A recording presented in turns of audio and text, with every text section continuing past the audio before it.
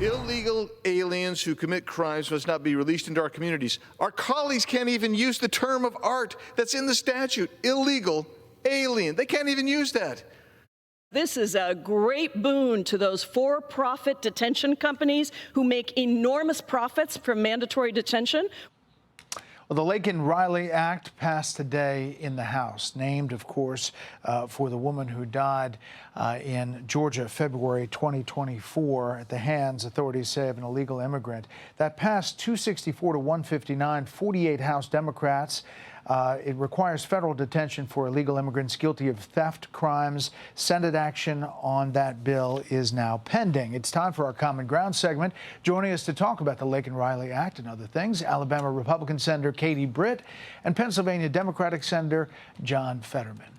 Thank you both for being here again in Common Ground. Why is this important, and how confident are you about the Senate action here? Yeah, so I think we've seen this litigated over the last 4 years, time and time again. And I think on November 5th, the American people delivered a verdict and said, we want secure borders.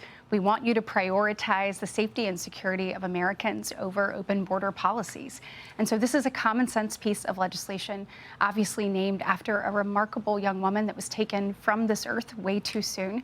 And I think that the bipartisan support that you saw in the House, I am really hopeful will carry on into the Senate, and we're already seeing good traction from our Senate colleagues interested in coming on board.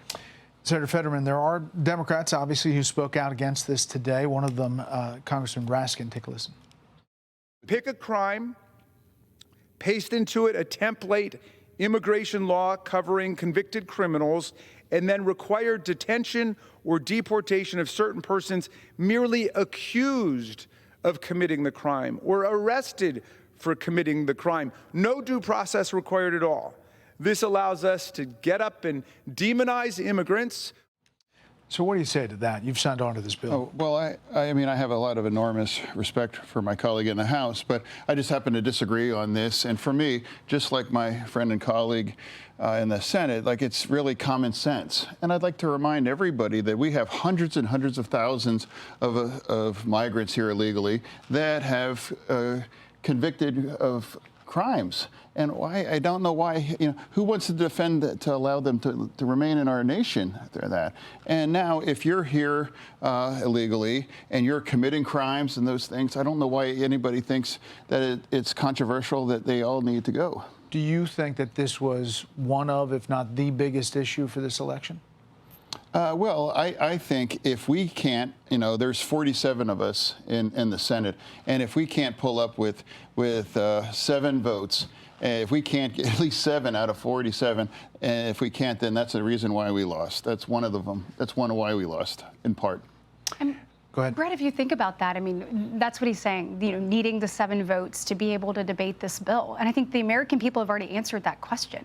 They have said, we want you to find ways to have common sense, bipartisan solutions to help us secure our border and keep our country and communities safe. And so I'm hopeful that our colleagues will come together and say, let's talk about this. Well, I mean, I've been in this same chair, and I was arguing about a year ago saying that, you can be pro-immigration, but we need a secure border, and we have a serious issue here on the border, and we have to address that. And here we have now, we can be pro-immigration, and I really believe we should protect the dreamers. But I don't know why it's controversial that we need to deport any migrants here illegal that are engaging in kinds of criminal activity. I don't know why that's controversial to anybody. So this starts, if the Senate passes and it gets eventually to the president's desk, a process on the immigration, but on the bigger, broader economic aspects of it, which would require funding, there is this debate of whether to have one big, beautiful bill, as President-elect Trump says, or whether to have 2 bills to go at it. Do you have a sense of how that's going to go? So obviously we've seen that the president talked about one big, beautiful bill, and at the end of the day, we're going to do whatever it takes to produce results for the American people. There's a lot that we've got to do when you're looking at the border, when you're looking at energy, when you're looking at creating a strong defense, and when you're looking at creating economic prosperity for all Americans. And so whatever road gets us to that result is the one that we're going to take. We're excited tomorrow night. Senate Republicans will get to visit with President Trump, and we'll get to talk about the best pathway forward. And I think we're all eager to get working and to actually produce results for the American people. Senator Fetterman, You've met with a number of nominees already. You've suggested. Just did one of your former colleagues here just about 3 hours ago. Is that right? Sean Duffy, actually. Oh, Sean Duffy. Yeah. Senator Warner, the chair of the, co-chair of the Senate Intelligence Committee, met with Tulsi Gabbard. He said he had a session with Ms. Gabbard. He went on with a lot of questions. He's still got a lot of questions, and that we have to do a process, a beginning of a process, suggesting that there's a long way to go. Is this Tulsi Gabbard one of the nominees that you could vote for? Well, I met with her. In fact, I think I've met with virtually all of them. And the ones that I haven't, they're on my schedule, RFK and Governor Nome. So I'm happy to meet with all of them. And that's also part of this. I don't know why that was controversial. I mean, I got a lot of blowback just, even to meet with them. And to me, I see that as just doing my job. And I'm going to have a conversation with anyone that would like to have a conversation with me. And if someone believed everything that's been written or said about me was true, I mean, you can't possibly know me, or I think I could know her either, just based on someone read. But I want to sit down and have a conversation, and I'm really glad that I've done that. And some of these nominees I'm going to vote for already. In fact, whether it's our colleague Rubio, our Representative Stefanik, or even Sean Duffy, I expect to vote for him as well too, and Brooke Rollins for agriculture. Yeah. So there's a lot of them I can say right now here on Fox. I'm going to vote for them. But there's others, but that we're going to go through the process. But I'm open to hear from everyone, and I don't know why that's controversial. And I also would like to remind everyone on the Democratic side, that's the way democracy works. Trump won, and now they're going to run the table, and so they get to pick those kinds of people. And if you don't have to agree with all of it, but I want to find a way to work together on a bunch of them. And I want to commend him on that, because that's the way it should be. Article 2, Section 2, sitting down, asking questions, understanding the vision, understanding what they want to do for the American people, and John giving them that shot, and they have to answer his questions, but that's the way that it should be done. Let me ask you this about the press conference today. Obviously the American people voted on the issue of the economy, on the issue of immigration.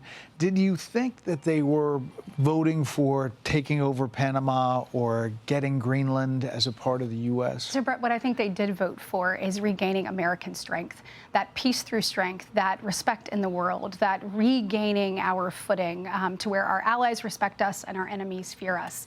They want to make sure that we get the hostages back in Gaza. They want to make sure that the Abraham Accords are not only there, but are expanded on. And they want us to regain our footing. And so that's what you saw today, was a reshaping of that, and an America starting to lead. And I think you'll see that from President Trump. You think there'll be more of these parts? Go ahead. Can I talk about, like, there's a lot of talk about Greenland, for example. Now, and I know there's a lot of freakouts, and of course I would never support taking it by force. But I do think it's a responsible conversation if they were open to acquiring it, and whether just buying it outright. I mean, if anyone think that's bonkers, it's like, well, remember the Louisiana Purchase? Well, I think Alaska was a great deal too. $50 million, I think it was. It was referred to as Seward's Folly, and now that was Alaska now. So I mean, open to having all kinds of conversations as well. And now I don't think it's not helpful to freak out, but some things might work out, some may not, but that's part of an ongoing dialogue. But he hasn't even taken office in 2 weeks, and we really need to pace ourselves if we're going to freak out over every last tweet or every last conversation or press conference. Because, but that's good. That's a good one, John. I like it. I like it. Yeah, but I mean, it's like, we are here to work together. Yeah. And some things we can agree or disagree. But I think that's how DC works. And you all have a great rapport. We saw it last time when you came on Common Ground. Do you think the 119th Congress is going to be more of trying to find that? I hope so, and I hope the two of us can be a part of that. I mean, look, I think the people that elected us expect us, when we share a common goal with someone on the other side of the aisle, get in the room and figure it out. And there's a lot of things that we need to figure out for Americans, and so putting that first and figuring out how to work together to achieve that is essential. Yeah, well, I mean, you know, I like I said, I met with Sean Duffy, and privately he admitted that the Steelers is a lot better than the Packers. You know, I mean, like again, I don't. And of course, I'm still with the Pats. Yeah, no, and I'm like, I agree with you, but we're going to find a lot to work together, you know, about infrastructure here in Pennsylvania and there. But regardless, so. Well, thank you both for coming back. I appreciate it. You. You can see all the Common Ground segments on my podcast, Common Ground. Find that in the All-Star Panel podcast under the Brett Baier podcast at foxnewspodcast.com, Spotify, or wherever you download podcasts. It's also on the Fox News YouTube page. I'm Steve Ducey. I'm Brian Kilmeade. And I'm Ainsley Earhart. And click here to subscribe to the Fox News YouTube page to catch our hottest interviews and most compelling analysis.